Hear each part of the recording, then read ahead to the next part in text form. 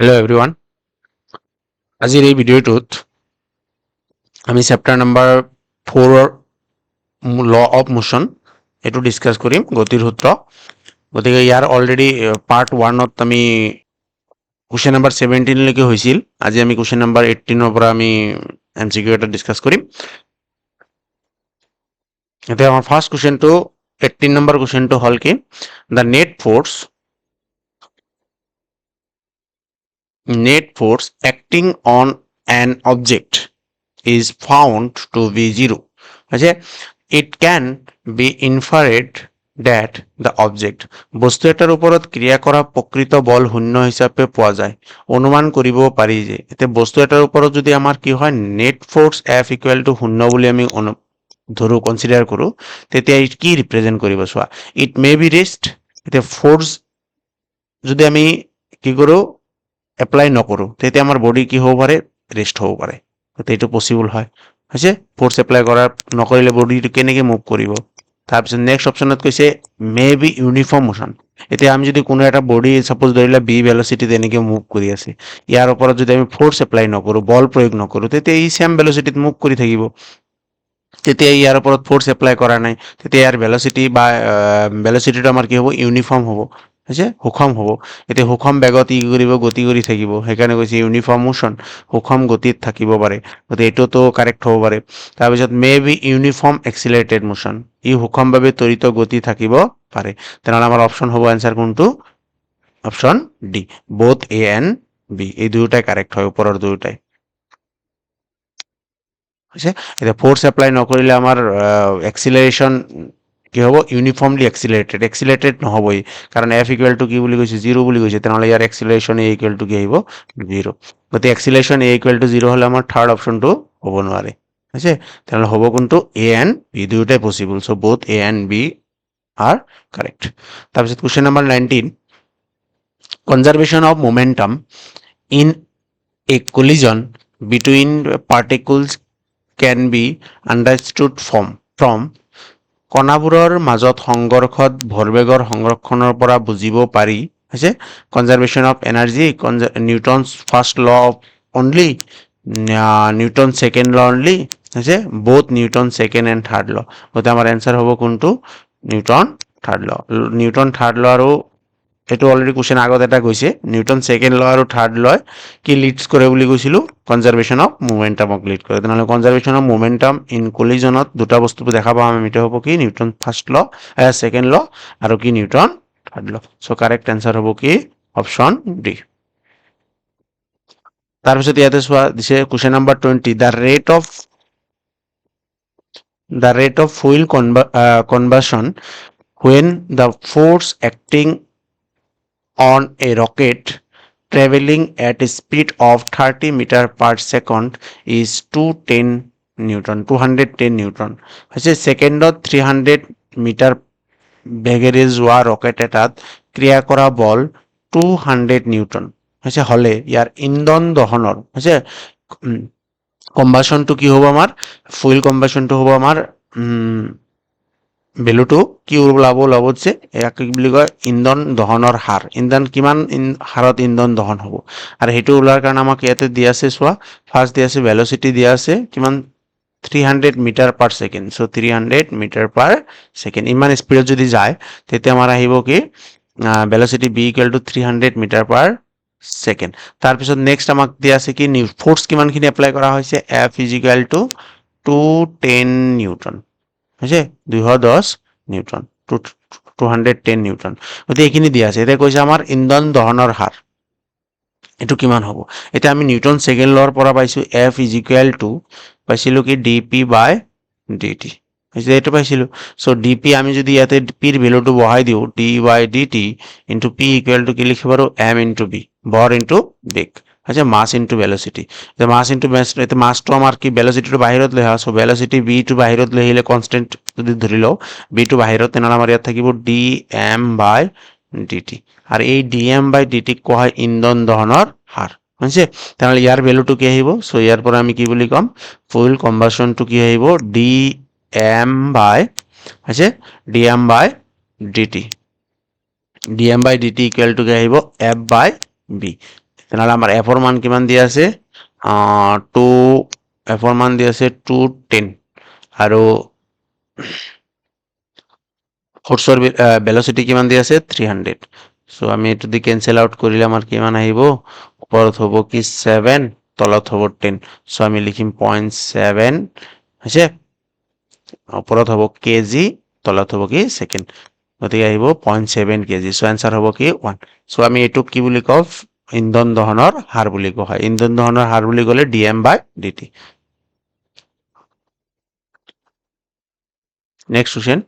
চোৱা a ball is traveling with uniform translatory motion this means হৈছে that এইটো কি বুজায় এটা বল সুষম ৰৈখিক গতিৰে গতি কৰি আছে ইয়াৰ অৰ্থ হ'ল যদি সুষমভাৱে গতি কৰি থাকে চোৱা সুষমভাৱে যেতিয়া গতি কৰি থাকে তেনেহ'লে ইয়াৰ অৰ্থই কি বুজাব এটা বস্তুৱে সাপোজ এই বস্তুটোৱে সুষম বেগত কি কৰি আছে গতি কৰি আছে হৈছে ৰৈখিক গতি কৰি আছে গতিকে ইটো কেতিয়াও ৰেষ্ট হ'ব নোৱাৰে গতিকে আমাৰ অপশ্যন 1 এনেই নহ'ব ইট ইজ এ ৰেষ্ট এতিয়া ৰেষ্ট হ'লে কেনেকৈ স্থিৰ হ'ব কি কৰিব গতি কৰিব গতিকে ইয়াতে স্থিৰ বুলি লিখা আছে গতি কৰিব নোৱাৰে তেনেহ'লে কিন্তু আমাৰ কুৱেশ্যনত কৈছে ট্ৰেভেলিং হৈছে ৰৈখিক গতিৰে গতি সম্পন্ন কৰে ট্ৰেন্সলেটৰী মোশ্যন এতিয়া ট্ৰেন্সলেটৰী মোশ্যনটো কি হয় চাবা ট্ৰেন্সলেটৰী মোশ্যনটো আমাৰ কি হয় লিনিয়াৰ মোশ্যন হয় গতিকে the path can be straight line or circular গতিকে আমি ট্ৰেন্সলেটৰী মোশ্যন চাৰ্কুলাৰ কনচিডাৰ কৰিব নোৱাৰোঁ গতিকে আমাৰ ষ্ট্ৰেট লাইন হ'ব গতিকে আমাৰ এইটো কি হ'ব ৰং হ'ব তাৰপিছত পথটো সৰল ৰেখা বা বৃত্তাকাৰ হ'ব পাৰে কিন্তু বৃত্তাকাৰ আমি হ'ব নোৱাৰে বুলি কওঁ হৈছে তাৰপিছত option number C all parts of the ball have the same velocity and the velocity is constant বলটোৰ সকলো অংশৰ বেগ একে আৰু বেগ কি হ'ব স্থিৰ এইটো আমি কনচিডাৰ কৰিব আৰু চাওঁ নেক্সট চাই লওঁ the center of a ball moves with a constant velocity and the ball spin about এইটো নহ'ব চ' আমাৰ কাৰেক্ট এনচাৰ হ'ব কি অপশ্যন নম্বৰ চি গতিকে বলৰ সকলো পাৰ্টিকুলে কি হ'ব চেম ভেলচিটিত কি কৰিব মুভ কৰিব আৰু কনষ্টেণ্ট ভেলচিটিত হৈছে প্ৰতিটো পাৰ্টিকুলাৰ ভেলচিটি কি হ'ব চেম হ'ব আৰু চবকেইটা ভেলচিটি কনষ্টেণ্ট ভেলচিটিত কি কৰিব মুভ কৰিব আৰু এইটোক আমি কি বুলি ক'ম ট্ৰেন্সলেটৰী মোশ্যনৰ অপশ্যন হ'ব কি চি তাৰপিছত question number 22 reason for rounding tyre size এতিয়া আমি টায়াৰ যিটো চাইজ হৈছে আকাৰ সেইটো ঘূৰণীয়া কৰাৰ কাৰণ কি অপশ্যন কি দিছে চোৱা নিডেড এ ফিউৱাৰ ইনগ্ৰেডিয়েণ্ট কম উপাদানৰ কাৰণে আমাৰ এইটো ৰাউণ্ড কৰা হয় এইটোতো যুক্তি নহয় ইয়াতে হৈছে ৰিজন নহয় গতিকে easier to fill with air এইটো নহ'ব আমাৰ হৈছে the value of rotational friction is lower than the sliding friction হৈছে পিছল ঘৰখনতকৈ ঘূৰ্ণি ঘৰখনৰ মান কম হয় গতিকে এইটোৱে হ'ব আমাৰ কি এতিয়া আমি গাড়ীৰ চকা ঘূৰণীয়া কৰাৰ কাৰণ যেতিয়া চকাটো এনেকে ঘূৰি ঘূৰি যাব হৈছে এনেকে ঘূৰি ঘূৰি আগলৈ যাব তেতিয়া ইয়াতে কি লাগিব ছাৰ্ফেচৰ লগত ইয়াৰ ফ্ৰিকশ্যনটো যে ফ্ৰিকশ্যন কি লাগিব কম লাগিব হৈছে ঘৰখনটো আমাৰ ইয়াতে কি হ'ব কম লাগিব এতিয়া পিছলি যোৱা ঘৰখনটো পিছল ঘৰখনটো আমাৰ কি হয় বেছি হয় হৈছে আৰু কি ঘূৰ্ণন ঘৰখনটো আমাৰ কি হয় কম হয় ঘূৰ্ণি ঘৰখনটো কম হয় সেইকাৰণে আমি কাইনেটিক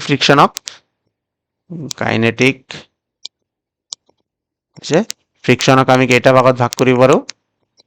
গতি ঘৰখনক আমি দুটা ভাগত ভাগ কৰিব পাৰোঁ এটা হ'ল কি পিছল ঘৰখন আৰু এটা ঘূৰ্ণি ঘৰখন হৈছে শ্লাইডিং ফ্ৰিকশ্যন এণ্ড কি ৰোটেশ্যনেল ফ্ৰিকশ্যন হৈছে গতিকে এই দুই ধৰণৰ ফ্ৰিকশ্যনক আমি পাওঁ আৰু ইয়াৰে ভিতৰত কোনটো ফ্ৰিকশ্যনৰ ভেলু কম হয় ৰোটেশ্যনেল ফ্ৰিকশ্যনৰ ভেলু অলপ কি হয় কম হয় শ্লাইডিং ফ্ৰিকশ্যনটো বহুত বেছি হয় সেইকাৰণে আমি চকাটো আমি কি কৰোঁ ৰাউণ্ড টায়াৰৰ চাইজটো কি কৰা হয় ঘূৰণীয়া কৰা হয় গতিকে অপশ্যন হ'ব কি চি টো কাৰেক্ট হ'ব আৰু সকলো মনত ৰাখিবা যে আমাৰ যিটো ৰোটেশ্যনেল ফ্ৰিকশ্যন হৈছে ৰোটেশ্যনেল ফ্ৰিকশ্যনৰ ভেলুটো কাৰ তুলনাত কম হয়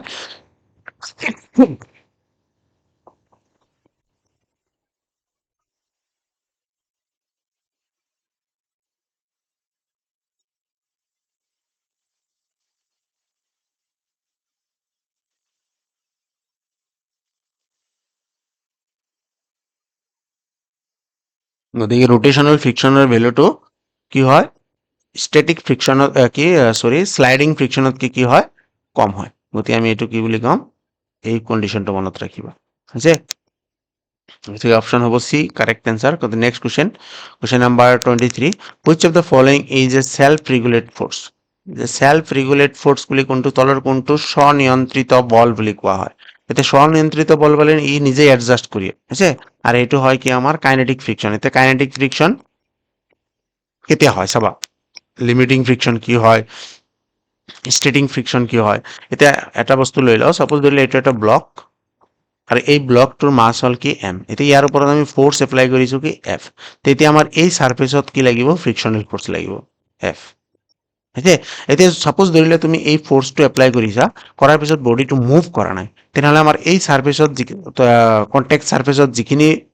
ফোৰ্স লাগি আছে আমি এইটো ফ্ৰিকশনাল ফোৰ্স বুলি ক'ম, আৰু সেই ফ্ৰিকশনাল ফোর্সক আমি তেতিয়া কি বুলি ক'ম, এই এফটোক তেতিয়া আমি ষ্টেটিক ফ্ৰিকশন বুলি ক'ম। কাৰণ বডিটোৰ কি হয়, বডিটো মুভ কৰা নাই কিন্তু বডিৰ ওপৰত ফোৰ্স এপ্লাই কৰা হৈছে। এতিয়া বডিটোৰ ওপৰত ফোৰ্স এপ্লাই কৰা হৈছে, F is equal two suppose ধৰিলে তুমি 2 নিউটন কৰিলা, তেতিয়া দেখা পালা তুমি বডিটোৰ কি কৰা নাই, মুভ কৰা নাই। এতিয়া মুভ কৰা নাই মানে কি, বডিটোৰ ফ্ৰিকশনাল ফোৰ্স ইকুৱেল টু কি আহিব, 2 নিউটন আহিব। তাৰপিছত তুমি দেখা পালা নেক্সট আকৌ কি কৰিলা, F equal two 4 Newton force apply কৰিলা। এতিয়া 4 নিউটন ফোৰ্স এপ্লাই কৰাৰ পিছত তুমি দেখা পালা বডিটো মুভ কৰা নাই। এতিয়া বডিটো যেতিয়া ব্লকটো যেতিয়া মুভ নকৰিব, তেতিয়া আমি কম কি ফ্ৰিকশনাল ফোৰ্স কি আহিব, তেতিয়া 4 নিউটনে হ'ব। গতিকে ফ্ৰিকশনাল সেইকাৰণে কোৱা হয় ফ্ৰিকশনাল ফোৰ্সটো, এইটো কোনটো ফ্ৰিকশনাল ফোৰ্স, ষ্টেটিক ফ্ৰিকশনাল ফোৰ্স হৈছে। আৰু এই ষ্টেটিক ফ্ৰিকশনটো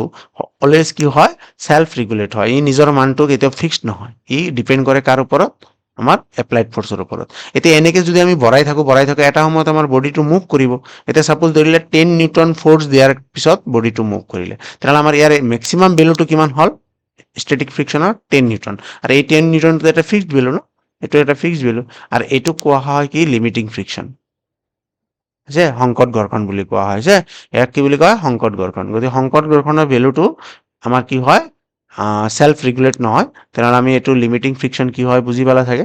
গতিকে লিমিটিং ফ্ৰিকশনটো হ'ল কি, আমাৰ স্থিতি ঘৰ্ষণৰ ষ্টেটিক ফ্ৰিকশনৰ মেক্সিমাম ভেলু আছে। স্থিতি ঘৰ্ষণৰ মেক্সিমাম ভেলু সৰ্বোচ্চ মানক আমি কি বুলি কওঁ, লিমিটিং ফ্ৰিকশন বুলি কওঁ। The maximum value of static friction is called limiting friction বা লিমিট ফ্ৰিকশন বুলি দিছে, সংকট ঘৰ্ষণ।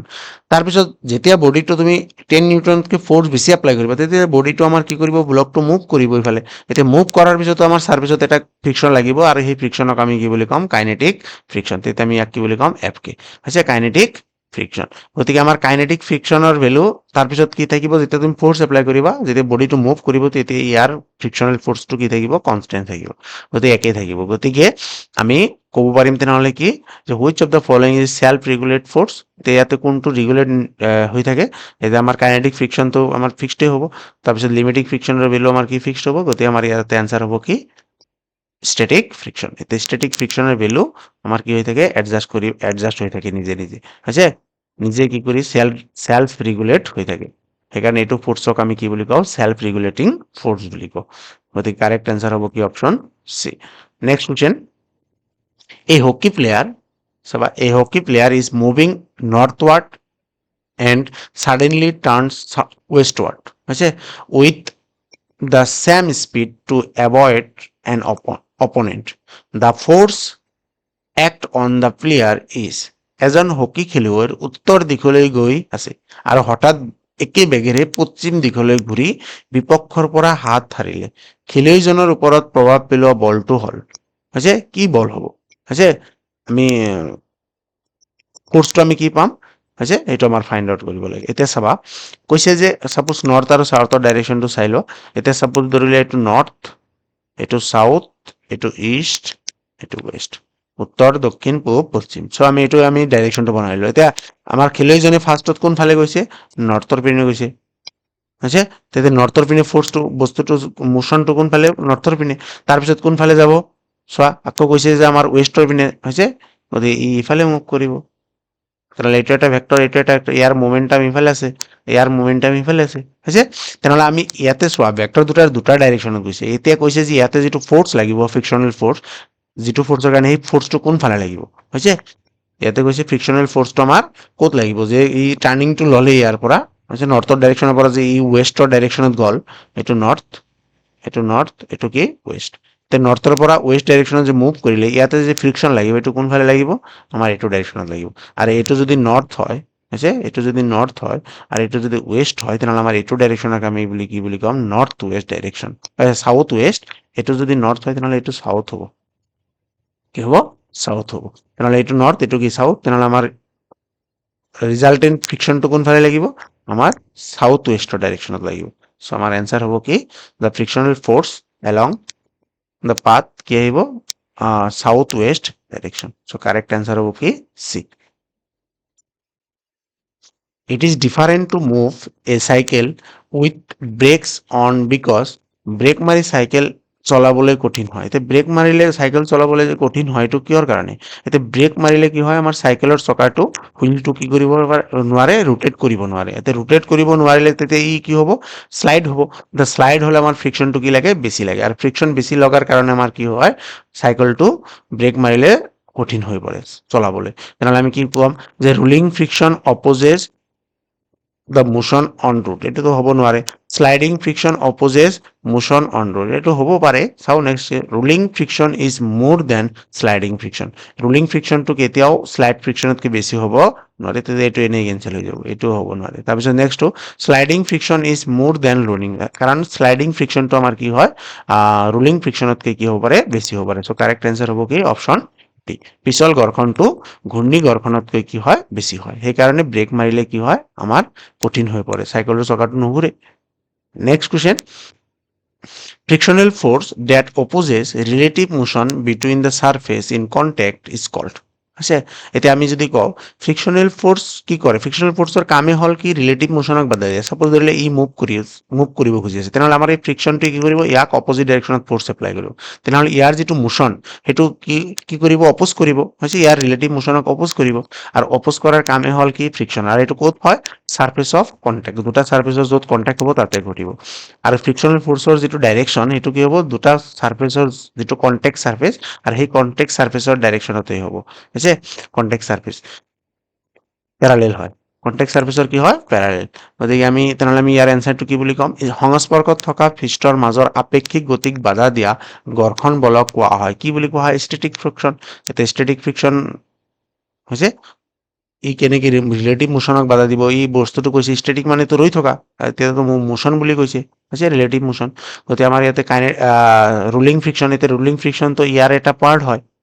হৈছে আকৌ শ্লাইডিং ফ্ৰিকশ্যনো হয় হ'ব পাৰে হৈছে শ্লাইডিং ফ্ৰিকশ্যন যেতিয়া শ্লাইড কৰে তেতিয়া আমাক কি কৰে বাধা দিয়ে হৈছে এইটো হ'ব পাৰে তাৰপিছত ৰুলিং কৰা অৱস্থাতো ফ্ৰিকশ্যন লাগে আৰু সেই ফ্ৰিকশ্যনক আমাক কি কৰিব বাধা দিব গতিকে আমাৰ অপশ্যন এইটো হ'ব পাৰে এইটো হ'ব পাৰে আৰু এই দুয়োটাই কাৰ পাৰ্ট হয় আমাৰ কাইনেটিক ফ্ৰিকশ্যন চ' আমাৰ কাইনেটিক ফ্ৰিকশ্যনটো হ'ব কি ইয়াৰ কাৰেক্ট এনচাৰ গতিকে ষ্টেটিক ফ্ৰিকশ্যন হ'ব নোৱাৰে গতিকে ইয়াতে আহিব কাইনেটিক ফ্ৰিকশ্যন গতি ঘৰ্ষণ next question which one of the following is correct তলৰ কোনটো শুদ্ধ হয় চোৱা static friction depends on area of contact friction কেতিয়াও এৰিয়াৰ ওপৰত ডিপেন্ডেন্ট নহয় যদি এৰিয়াৰ ওপৰত dependent cancel so kinetic friction আমাৰ এৰিয়াৰ ওপৰত ডিপেন্ড নহব তাৰপিছত আছে coefficient of kinetic friction does not depends on the surface in contact এইটো হয় তাৰপিছত এইটো আমাৰ কি নহব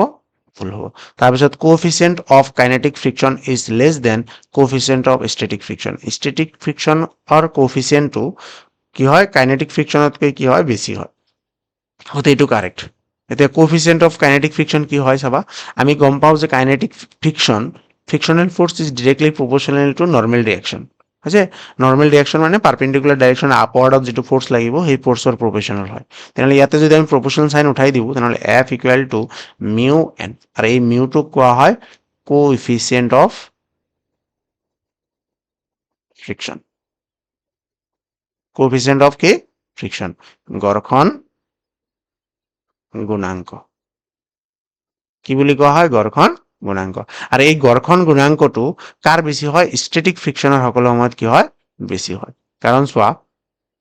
তেতিয়া মিউ ইকুৱেল টু আমি কি লিখিব পাৰিম ফ্ৰিকশ্যনেল ফ'ৰ্চ ডিভাইডেড বাই এন এতিয়া যদি আমি স্থিতি ঘৰ্ষণ বুলি কওঁ তেনেহ'লে মিউ ইকুৱেল টু আহিব মিউ এছ ইকুৱেল টু আহিব এফ এছ ডিভাইডেড বাই এন আকৌ যদি আমি কাইনেটিক ফ্ৰিকশ্যন বুলি কওঁ তেনেহ'লে মিউ কে ইকুৱেল টু আহিব এফ কে ডিভাইডেড বাই এন কাৰণ চোৱা এফ কেৰ ভেলুটো আমাৰ এফ এছৰ ভেলুতকৈ কি হয় কম হয় ষ্টেটিক ফ্ৰিকশ্যন মান সকলো সময়তে কাইনেটিক ফ্ৰিকশ্যনতকৈ কি হয় বেছি হোৱাৰ কাৰণে আমাৰ কি আহিব কোএফিচিয়েন্ট অফ কাইনেটিক ফ্ৰিকশ্যনৰ ভেলু কি আহিব বেছি আহিব কাৰ তুলনাত কোএফিচিয়েন্ট অফ কোএফিচিয়েন্ট অফ ষ্টেটিক ফ্ৰিকশ্যনৰ ভেলুটো বেছি আহিব কাৰ তুলনাত কোএফিচিয়েন্ট অফ কাইনেটিক ফ্ৰিকশ্যন স্থিতি ঘৰ্ষণ গুণাংকৰ মান গতি ঘৰ্ষণ গুণাংকতকৈ কি হ'ব বেছি হ'ব সেইটোৱে লিখিছে ইয়াতে option number D so correct answer হ'ব কি অপশ্যন ডি এতিয়া আমি কোৱেশ্চন নম্বৰ 28 চাম the coefficient of static friction between two surface depends upon দুখন পৃষ্ঠৰ মাজৰ স্থিতি ঘৰ্ষণ গুণাংক নিৰ্ভৰ কৰে এতিয়া স্থিতি ঘৰ্ষণ গুণাংক সো আমাৰ কি আছিল মিউ এস স্থিতি ঘৰ্ষণ গুণাংক মিউ এস ইকুৱেল টু আমাৰ কি আহিব মিউ এস ইকুৱেল টু এফ এস ডিভাইডেড বাই এন গতিকে আমাৰ ইয়াৰ কোনো ইউনিট নাই কাৰণ এইটো নিউটন হয় ফোৰ্সৰ এটো নিউটন হয় গতে ই কাৰ ওপৰত ডিপেন্ডেন্ট নহয় কাৰ ওপৰত ডিপেন্ডেন্ট নহয় ই আমাৰ কি নহয় নৰমাল ৰিঅ্যাকশনৰ ওপৰত ডিপেন্ডেন্ট নহয় শেপৰ ওপৰতো ডিপেন্ডেন্ট নহয় তাৰ পিছত কি হয় এৰিয়া অফ দা কন্ট্ৰাক্টৰ ওপৰত ডিপেন্ডেন্ট নহয় গতে আমাৰ এই তিনিটা आंसर নহব তেনলে आंसर কোনটো হ'ব কোনটোৰ ওপৰত ডিপেন্ড হয় বুলি কৈছে গতে নান অফ দিস গতে কাৰেক্ট आंसर হ'ব কি ওপৰৰ এটাও নহয় তাৰপিছত কোৱেশ্চন নম্বৰ 29 আছে if mu s mu k and mu r are the coefficient of static friction kinetic friction and rolling friction then যদি mu s mu k and mu r ক্ৰমে স্থিতি ঘৰ্ষণ গুণাংক গতি ঘৰ্ষণ গুণাংক আৰু ঘূৰ্ণি ঘৰ্ষণ গুণাংক হয় এতিয়া চোৱা ইয়াতে কৈছে mu s mu k আৰু কৈছে mu r এতিয়া এই তিনটাৰ ভিতৰত সকলোতকে ইয়াতে তলৰ যেটো সিৰিজ দিয়া আছে কোনটো কাৰেক্ট হ'ব হৈছে এতিয়া আমি জানো কি হয় স্থিতি ঘৰ্ষণ গুণাংকৰ মান সকলোতকে কি হয় বেছি হয় গতিকে স্থিতি ঘৰ্ষণ গুণাংকৰ মান সকলোতকৈ কি হ'ব বেছি হ'ব হৈছে ঘৰ্ষণ গুণাংক এতিয়া ঘৰ্ষণ গুণাংকৰ মান স্থিতি ঘৰ্ষণ গুণাংকৰ মান সো আমাৰ ইয়াতে বেছি আছে সকলোতকে মিউ এস তাৰ পিছত আহিব কি কোনটো ঘৰ্ষণ গুণাংক আমাৰ কাইনেটিক ফ্ৰিকশন হৈছে কাইনেটিক ফ্ৰিকশনৰ মান স্থিতি ঘৰ্ষণতকৈ অলপ কম হ'ব তাহলে তাতকে কম হ'ব কাইনেটিক আর সকলোতকে কম কোনটো হ'ব আমাৰ ৰোলিং ফ্ৰিকশনত কি হয় আমাৰ ভ্যালুটো কি হয় কম ৰোটেশন ৰোলিং ফ্ৰিকশনত গতে rolling friction is less than kinetic friction is less than কি আহিব static friction so correct answer হ'ব কি অপশন সি সকলোতকে বেছি স্ট্যাটিক ফ্ৰিকশনৰ আহিব coefficient next question 30 number question frictional when the two surfaces in contact are too fine এটা too fine মানে আমাক কি বুজাইছে এক্সট্রিমলি স্মুথ বুজায় এটো মানে কি বুজায় স্মুথ বুজায় যে সংস্পৰ্শ থকা পৃষ্ঠ দুখন অতিমাত্ৰ মিহি হলে যে যদি একেবাৰে স্মুথ হয় তেতিয়া ঘৰ্ষণ বল কি হ'ব যেতিয়া দুটা সংস্পৰ্শ দুটা সাৰফেস যেতিয়া কি আহিব সংস্পৰ্শ থাকিব আৰু এই দুটা যদি স্মুথ হয় বহুত তেতিয়া ইহতৰ ফ্ৰিকশনাল ফোৰ্স কি আহিব ঘৰ্ষণ বল কি আহিব এই ঘৰ্ষণ বলৰ ভ্যালু কি আহিব ইনক্ৰিজ হ'ব যেতিয়া দুটা সাৰফেস কি হয় স্মুথ হয় দুটাই তেতিয়া কি হয় আমাৰ কি হয় ইনক্ৰিজ হয় কাৰ মান ইনক্ৰিজ হয় ফ্ৰিকশনাল ফোৰ্সৰ ভ্যালু আছে তাৰপিছত question number 31 a weight W is placed on a rough horizontal surface if the angle of friction is theta then the minimum force required to move the weight of the surface is এতিয়া চাবা কৈছে খটা অনুভূমিক তল এখনত W ওজনৰ বস্তু ৰখা হৈছে ঘৰ্ষণ কোণৰ মান থিতা হলে ওজনটোৰ তলখনে গতি কৰিবলৈ লগা নিম্নতম বল হল এটা আমি ইয়াতে জানিব লাগিব কি এংগেল অফ ফ্ৰিকশনটো কি তেছা এংগেল অফ ফ্ৰিকশনটো কি হয় সাপোজ ধৰিলে আমি ইয়াতে এটা কি ৰাখিছো ব্লক ৰাখিছে এই ব্লকটোৰ তল পিনে কি আহিব ওয়েট mg আছে w ইকুয়াল টু কি mg আৰু ইয়াতে ওপৰ পিনে থাকিব নৰমাল ডাইৰেকশন আছে এটা বডিটোৰ ওপৰত যদি আমি ফোৰ্স এপ্লাই কৰো f তেনেহলে আমাৰ ফ্ৰিকশনাল ফোৰ্স লাগিব এইটো ডাইৰেকশনত আছে লিমিটিং ফ্ৰিকশন তেনেহলে কৈছে যে আমাৰ এংগেল অফ ফ্ৰিকশনটো কি হয় এই নৰমাল ৰিঅ্যাকশন আৰু আমাৰ এই কি হয় ফ্ৰিকশনাল ফোৰ্সৰ যেটো ৰিজাল্টেন্ট ভ্যালু আৰু সেই ৰিজাল্টেন্ট ভ্যালুটো যেটো নৰমালৰ লগত যি এংগেল কৰিব হেতু কোৱা হয় কি এংগেল অফ ফ্ৰিকশন তে এংগেল অফ ফ্ৰিকশন থিতা এটা এটো যদি থিতা হয় তেনেহলে আমি এংগেল অফ ফ্ৰিকশনৰ ভ্যালু আমি ইয়াতে পাইছিলো যে ফৰ্মুলাটো চাবা তোমালোকে পাইছা এংগেল অফ ফ্ৰিকশন কি হয় থিতা ইকুয়াল টু আমি যদি ইয়াৰ পৰা tan থিতা ওলাও so tan theta equal to perpendicular আমি কি লিখিম f হৈছে s আৰু ইয়াক কি বুলি কম বা fl বুলি ক'ব পাৰিম তাৰ পিছত আমি নৰমাল বেসক আমি কি বুলি কম n বুলি কম নৰমাল ডাইৰেকশন গতি আমি এইখিনি আকৌ আমি কি লিখিব পাৰো মিউ বুলি লিখিব পাৰো তাহলে আমাৰ মিউ ইজ ইকুয়াল টু কি আহিব tan থিতা সো এইটোৱে হল আমাৰ কি tan থিতা আছে আৰু এই থিতাটোক কোৱা হয় কি এংগল অফ ফ্ৰিকশ্যন। গতিকে ইয়াতে এংগল অফ ফ্ৰিকশ্যন এতিয়া ইয়াতে কিমানখিনি ফ'ৰ্চ এপ্লাই কৰিলে বডিটো মুভ কৰিব, বডিটোৰ ৱেইট কিমান ডব্লিউ বুলি কৈছে। এতিয়া আমি জানো কি হয় যে বডিটো কেতিয়া মুভ কৰিব, যেতিয়া আমাৰ এই স্মল এফ ইকুৱেল টু কি আহিব, আমাৰ কেপিটেল এফ হ'ব। এতিয়া আমি স্মল এফ, এতিয়া স্মল এফ ইকুৱেল টু কি হয়, মিউ ইনটু এন হয়। আচ্ছা, এনটো কাৰ সমান হয়, এতিয়া মিউ ইনটু মিউ নট নহয়, চৰি, mu equal to N, F equal two mu N. এতিয়া মিউ ইনটু এন, এন মানে কাৰ অপজিট ফ'ৰ্চ হৈছে বেলেঞ্চ ফ'ৰ্চ, এনৰ অপজিট বেলেঞ্চ ফ'ৰ্চটো কি আহিব ইয়াতে, ডব্লিউ আহিব। তেনেহ'লে আমি এনৰ সলনি কি লিখিব পাৰিম, ডব্লিউ লিখিব পাৰিম। আৰু আমাৰ কি আহিব, মিউ ইকুৱেল টু কি হয়, টেন থিটা। তেনেহ'লে আমি লিখিম টেন থিটা ইনটু ডব্লিউ। আৰু এইটোৱে ফ্ৰিকশ্যনেল ফ'ৰ্চ। যেতিয়া আমি ইয়াৰ পৰা ইয়াৰ সমান ফ'ৰ্চ এপ্লাই কৰিম তেতিয়া বডিটো মুভ কৰিব, হৈছে। ইয়াতকৈ অলপ বেছি ধৰি লোৱা, ফ্ৰিকশ্যনেল ফ'ৰ্চতকৈ যেতিয়া অলপ বেছি ফ'ৰ্চ এপ্লাই কৰিব তেতিয়া বডিটো মুভ কৰিব, হৈছে। গতিকে কি মিনিমাম ৰিকুৱাৰ্ড ফ'ৰ্চ লাগিব, তেতিয়া আমি এপ্ৰক্সিমেটলি ধৰি ল'ম কি, যে F equal two small F. চ' এফ ইকুৱেল টু তেনেহ'লে আহিব কি, ডব্লিউ টেন থিটা। চ' আমাৰ মিনিমাম ৰিকুৱাৰ্ড ফ'ৰ্চ হ'ব কি, F equal to W tan theta. So' আমাৰ অপশ্যন হ'ব কি, চি, কাৰেক্ট এনচাৰ। চ' এইখিনি আছিল আজিৰ ভিডিঅ'টো। গতিকে চেপ্টাৰ নাম্বাৰ 4 এইখিনিত মোটামুটি মই 31 কুৱেশ্যন লৈ গৈছোঁ, তোমালোকে প্ৰেক্টিছ কৰিবা। পৰীক্ষাত তোমালোকৰ ইয়াৰ পৰা MCQ থাকিব পাৰে, হৈছে। আৰু ভিডিঅ'টো চাবা, আগৰখিনিও চাবা, আৰু চেনেলটো শ্বেয়াৰ কৰিবা। গতিকে এইখিনি কৈ আজিৰ ভিডিঅ'টো সমাপ্ত কৰিলোঁ। Thank U.